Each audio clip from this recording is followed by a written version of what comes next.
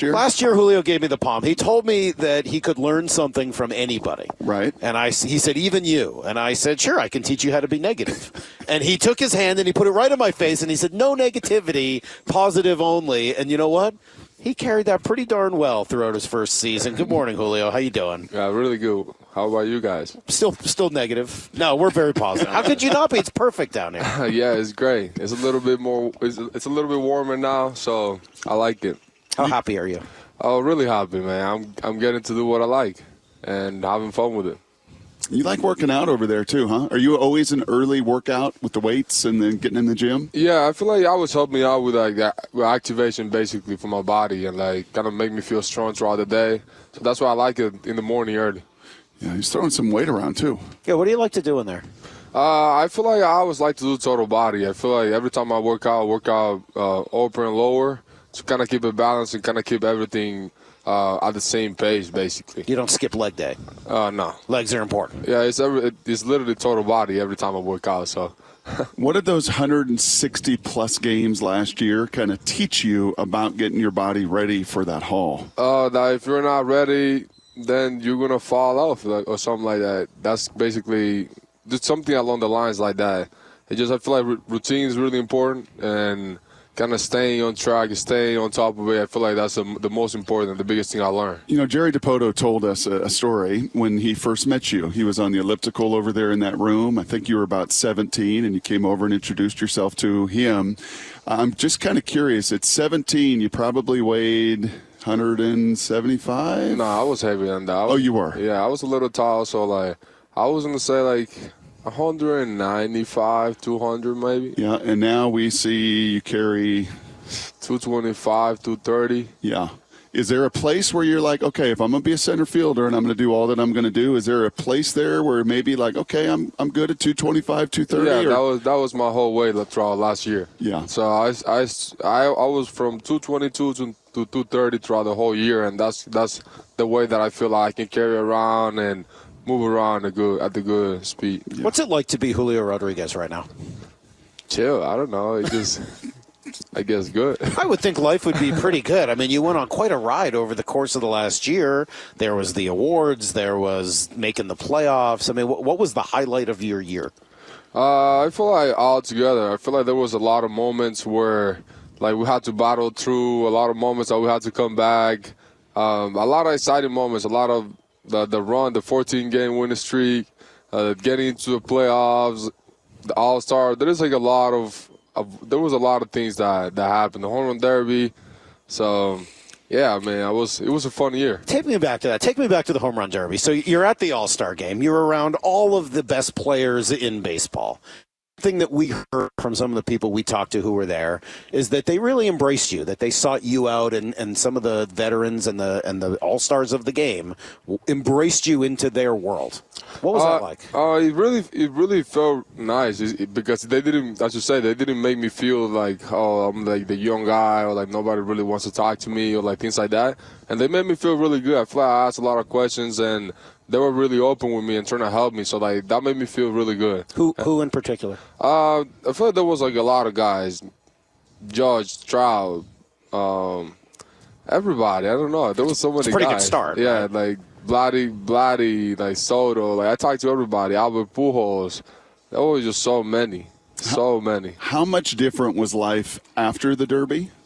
After that experience, the whole country watching, all, the performance and what you did, how much different was the attention, the admiration, just living life after that than before? I just feel like, as you said, people just knew more about me. I feel like they just knew more about me. We were playing up in Seattle, and I feel like whenever I step up in LA, that's whenever they kind of say, oh, the Mariners got something going on over there. How much did you talk to your parents throughout that run, throughout last year and sort of your first year here in the big league? I talk often to my parents. I feel like I was trying to connect with them and trying to see how they're doing and things like that. And they always checking on me. And if something happens on the field, or they see anything, they always checking on me to make sure that I'm good. I think we've learned a lot about your parents, right? They've sort of become a story of their own here in Seattle, and they're flying up to see your first game after Scott told you about it here in the office here, which is just one of the great videos that we've ever seen. A great moment to watch. What do they see? How do they take all of this in and the ride that you're on? I mean, they definitely took it well. Like, I feel like it was definitely a long road for all of us, and just they seeing our dreams basically come in reality right now. They definitely they took it well, and they knew that we worked really hard for this, and yeah. They watch every game? They do. They do. Do they watch from the Dominican? Do they come up here a lot? How does that work? They watch from the Dominican. I set up my mom so that she's able to watch, and my dad too. So they ready. They tune in every time. They text you after every game, tell you what you did right, tell you what you did wrong. Yeah, no, they always text me to make sure that I'm good. I don't know. That's the thing. They know baseball is hard. Now, do they text you after you ran into the wall the other day? My mom did. I bet she did. Yeah. What'd she say? Don't run into walls. Yeah, my mom and my dad, they both text me, and they were a little worried, but at the same time, they know how I play, and they know I'm going to go out there, have fun, and not be limited for anything. Who are some other folks, Julio, that you lean into for counsel to handle baseball? As you said, it's a difficult sport, and to handle now all of this attention that has been thrown on you? I just feel like other people around me. I feel like we kind of had a plan, and we kind of executed it, and now we were a little bit prepared for this. We were a little bit prepared, and like I feel like the people that's around me, they're pretty capable of like giving me a good advice and steer me in the good direction. And I feel really happy that they're around me because they tell me the truth. They tell me how it is, and if there's any situation that comes up, they're gonna tell me the reality of it, and they're not gonna try to say, "Oh no, you're good," and they're just gonna let me know that if I did it wrong, if I did it right. So I feel I really appreciate it from them. Who are some of those we? When you say, is that your director that you grew up with in baseball with at the facilities? I mean, the first ones are definitely my parents. Guys like Kiko Pena that he signed me, like my agent, like people that work in the agency that I keep really tight. My sister, like the guy that threw me BP, family. There is like a group of people that they're around me that I feel like I kind of came up with them, and we got here basically together, and they still being the same people, and they still giving me the same advices that I had since I started playing baseball, and like that since I basically started keeping it like more professional. Have you spoken at all? We're talking to Julio Rodriguez, of course. You have superstar potential. I mean, you are right now already one of the faces of the game of baseball. That's a lot. I mean, that happened very, very quickly. And Brock and I were talking and looking up at that board up there and looking at a couple of faces on there, Ken Griffey Jr. and Ichiro in particular, who had similar rises to stardom. And for a while, Jr. was the face of the game of baseball, and Ichiro for his entire career carrying an entire nation of Japan that was interested in his every single movement, and everywhere he went, there was a camera crew just following everything he did. Have you talked at all to either of them about the goods and the bad and the pressure that comes with being a big star that people are really interested in? I feel I talked to Ichiro about it. I was curious, and I asked the question, and he basically said things along the line that people might look at you different, but you can never look at yourself different. And that's whenever he told me that, I kind of clicked in my head. It's like, okay, whoever wants to see me different because of what I'm doing on the field, what I'm doing off the field, or whatever, that's their deal. And the way that I look at myself, and the way that I go about my work, and the way that I go about my practice, about my preparation, all that, that's my deal, and that's my choice, and that cannot be impacted by anybody or by any other way that the people is looking at me. So I feel like whenever he said that, it kind of stuck with me. I said, okay, people's perspective about me can change. They can look at me different, but what I see about myself and where I want to go can never change. And that's something that I really took to heart, and I'm going to keep living by it. The Skip sat in that seat with us yesterday, and he talked about there's just a little different feeling and a little different vibe in this building after ending 20 years, right? That playoff streak and then winning a playoff series, that the guys are just carrying themselves with it isn't, can we do this? It's, we did it, and now there's more to this mountain to climb. Do you feel that? Oh, definitely. I feel like we all feel capable of like being back in the playoff and compete. And I know we were a tough team we're tough for teams to play against us, and I know we play very good baseball. We respect everybody, but we know we're gonna go out there and compete because we did it once, and I know we got better. I know that we have more room to improvement, and I know we're gonna get there. How good can you be, this team? How good can this team be? Man, I don't want to set limits for any of us. I feel like I never do that to myself. I don't want to do it to this team, and I just know we're gonna go out there and compete. And at the end of the year, we're gonna see how good we were. When we spoke to you last year, we were down here, and you talked about some of your early desire to play for the Mariners and how important the city of Seattle was to you. And then you spent a year there, and you spent a year around the fans and the fans who came out, and certainly after Cal's home run and into the playoffs, etc. What did you make of Seattle last year? Oh, man, Seattle was the best. Seattle was just the best. Like, I got to say it straight up. Like, it's just always a different feeling. I know there's a lot of good fans, like, all across baseball, but whenever you play in the Pacific Northwest, it's just different. It's just a different vibe. It feels like home. That's what I like about playing the T-Mobile Park and playing for the Mariners fans. They just make it feel like home. And that's what I like about it. If I feel comfortable at home, like, I'm going to play the best that I can possibly play. You could have signed other places, right? I mean, other teams I'm sure would have loved to have had you as a 16-year-old or whenever you signed. Are you glad that you chose Seattle? Definitely. There is not an ounce of regret in my mind about it.